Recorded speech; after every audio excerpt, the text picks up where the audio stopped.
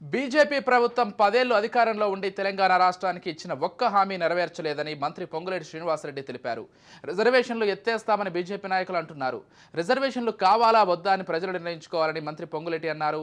మే 13న జరిగే ఎన్నికల్లో కాంగ్రెస్ పార్టీకి ఓటు వేసి కాంగ్రెస్ అభ్యర్థిని అత్యధిక మెజార్టీతో గెలిపించాలని మంత్రి పొంగులేటి కోరారు. బీఆర్ఎస్ పార్టీ ఇంటి మీద వాలిన కాకి కాంగ్రెస్ వాళ్ళు ఇంటి మీద వాలితే కాంగ్రెస్ కార్యకర్తలు తుపాకీతో ఆ కాకిని చంపుతారు అని చెప్పాడు. అంటే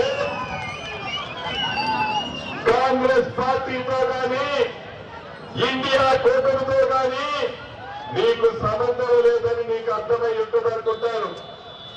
ఇక నీకున్న పార్టీ ఏదైనా బీజేపీ పార్టీ. బీజేపీ పార్టీ నీకు దిక్కు.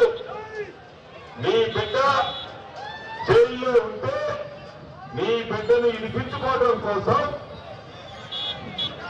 తెలంగాణ రాష్ట్రం